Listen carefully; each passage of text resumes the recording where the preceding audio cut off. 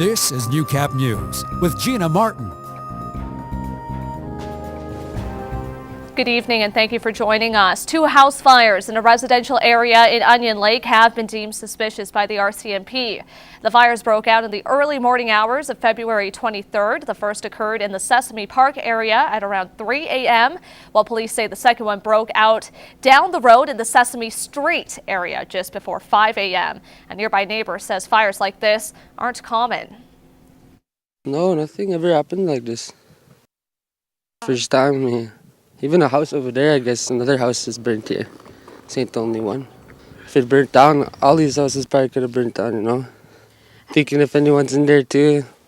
Luckily, nobody was reported injured during the fires, but RCMP are asking for the public's assistance in solving how the burns initially started. Chief says he isn't concerned about another house fire, but is disappointed one of these happened in his neighborhood. I hope those boys get caught, and whoever did that, I guess, will, boy or girl, whoever it was, just hope they take him into justice, and glad no one was in there. The investigation is still ongoing for both of the fires.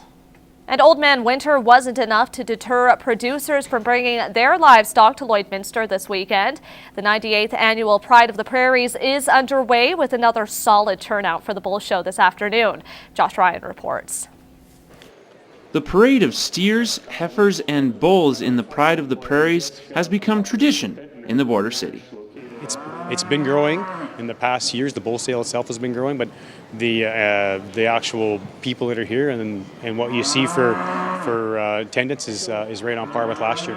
It's becoming a bigger avenue all the time for smaller breeders such as ourselves that don't have enough bulls to have our own sale at home to come on in with 10, 12, 15 bulls. The event serves as a bit of a kickoff for agricultural events throughout the year while bookending a hectic time for producers. It's a busy time of the year for everybody. We're calving plus getting these bulls ready for coming in here. Grant has been attending the show for years, which has produced a significant boost in his sales. We're an hour and 15 minutes east of here, and it opens up markets to the west of here a couple hours. Meet people that we wouldn't meet otherwise. The younger generation gets a boost as well.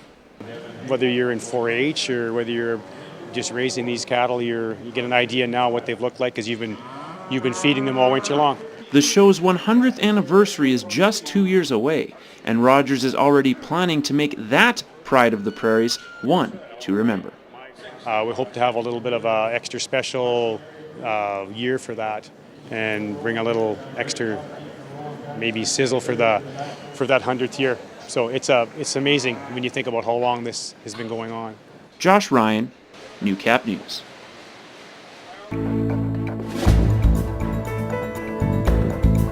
Lloydminster's hockey season is quickly coming to an end. Very few teams are playing postseason puck, and this includes the Junior A Bobcats. Last night marked the team's final game with Spruce Grove in town, and unfortunately for those in attendance, it finished the same way the team's season started, with a loss. Lance Phillips has more. Once again, defensive zone breakdowns was the Bobcats' nemesis in the team's 4-2 loss to Spruce Grove Saturday. Although the outcome wasn't what any of the players wanted, head coach Travis Clayton was pleased with what he saw on the ice. It's a tough game to get up for, right? And, to be honest, the guys came out, they competed and gave an honest effort, and that's all you can ask for. And, obviously came out on the wrong end, but I was satisfied with our compete effort, and, they played with pride, and, they played just because they loved the game too, right? And I was proud of them. Playing for each other was what the coaching staff stressed, but far more was on the line than just a love of the game. Our last couple of practices and games have been a trial for next year because they told us you guys are battling for your job, so you gotta go out there and still give it our everything, even though we're out of the playoffs. We gotta show everyone that we still want to play. Obviously, yeah, they all got to know that they're playing for jobs for next year, and I just told them to go out there, play for each other, play for pride. 1 year after playing for an RBC Cup, finishing at the bottom of the standings certainly wasn't in anyone's plan. Now the coaches and players have some time to reflect on the season that was and turn the page to the next campaign. It was tough. It really was, but we made the most of it, and now we learned from it. And I'm excited. you know, there is 12, 14 guys that you can build around, and I am excited. I can't wait. I can't wait to get on the road, start recruiting, and getting the pieces in here because I want to win. I want to win, and I know those guys in there want to win. So it's up to us to go out there and get those players for them. We're going to build our team from the D zone up, and I think we're going to be a really skilled, fast hockey team. We're going to be tough to play against next year and year after that for years to come.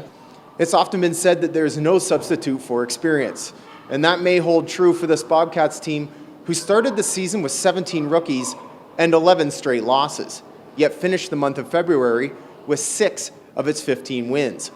Now comes an off-season of change and a chance for the team to show the 1,350 fans in attendance on Saturday that it has what it takes to play well past the beginning of March. Lance Phillips, Newcap Sports, Lloydminster.